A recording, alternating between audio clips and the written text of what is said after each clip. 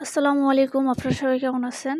তো আজকে সকালবেলা যখন আপনাদের কমেন্টের রিপ্লাইগুলো দিচ্ছিলাম, তো তখন দেখি হঠাৎ করে আমাদের ব্যালকনি থেকে একটা শব্দ আসলো।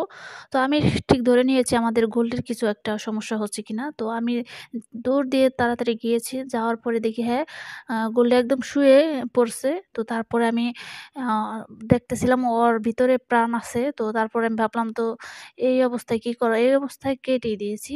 মানে মন মানতাছিল না যে এত কষ্ট এত বড় একটা মুরগিকে মারা যাবে। তো কেটে দিলাম। এরপরে দেখেন এই যে ওদের ডিমগুলো ২ হালি ২ টা ডিম। গোল্ডে একটা পারছে আরেকটা ওই যে আরেকটা মুরগির পেটের ডিম। তো মোট এখানে ১০ টা ডিম আছে। তো এখন এই ডিমগুলো আমি ক্যান্ডেলিং করলাম। দেখলাম ওর ভিতরে কোনো রক্ত আসে নাই। মানে এখনো ৪ দিন তো যাওয়ার পর রক্ত আসা শুরু করে। তো কেবল ২ দিন হয়েছে। তো ২ দিনে তো আর রক্ত চলে আসে না। তো তার জন্য ডিমগুলো খাওয়া যাবে সম্ভবত। তো আর আমার ওই মুরগির নিচেও দেওয়া যাবে না। কারণ ওই মুরগির ডিম অনেক দিন হয়ে গেছে, বসে গেছে। আর ওরও সমস্যা হতে পারে। তো আমি তারপর সকালবেলা ভোরে গিয়ে দেখলাম সম্রাটবাবু ঠিক আছে, হাঁস ঠিক আছে। কিন্তু হাঁস আজকে কেটে ফেলছি। আর সম্রাটবাবুকেও কেটে ফেলবো। দেখি সম্রাটবাবুর পায়খানাও একটু সমস্যা আছে, চুনা পায়খানার মতো দেখলাম। তো মানে কি ভাইরাসটা ছড়িয়েছে বাতাসের মাধ্যমেও এটা। আর নজর বলতেছেন, নজর তো সবার এক জায়গায় এসে জড়ো হয় না। এটা হচ্ছে কি ভাইরাস যেকোনো একটা রোগ হলে তো এটা বাতাসের মাধ্যমে ছড়িয়ে যায়। তো ওইটার কারণে হয়তো সমস্যাটা হয়েছে। আর এখন আমি আমাদের পিকাচুদের কাছে চলে আসলাম। তো পিকু এবং পিকাচু কিন্তু আ সা ই খাচ্ছিল, পাতাকপিটা খাচ্ছিল, আমি দিচ্ছিলাম। এর আগেও একটু পাতাকপি দিয়েছিলাম, তো ওরা খেয়েছিল।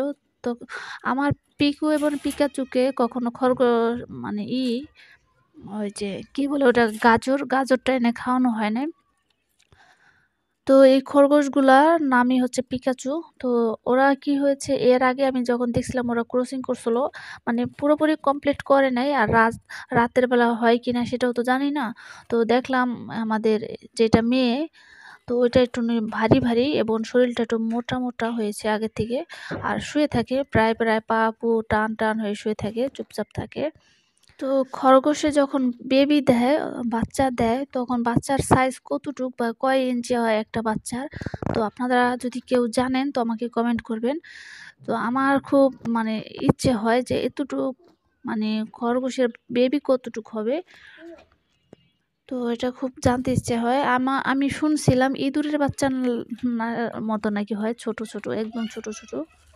আর এই তো আমাদের কোয়েল পাখিগুলো, তো ওরা তো খুব ভয় পায়। দেখেন কি লাফালাফি করতেছে। আর ওদেরকে একটু পাতাকপি দিলাম যদি খায়। আর দিয়ে রাখলাম। আমি এখন সরে যাব, কারণ ওরা আমাকে দেখলে প্রচুর ভয় পায়। আমি ওদের কাছে অতটা মিশি না, অতটা আসি না। আর ওরাও কিন্তু ওরকম ডিম পারে না।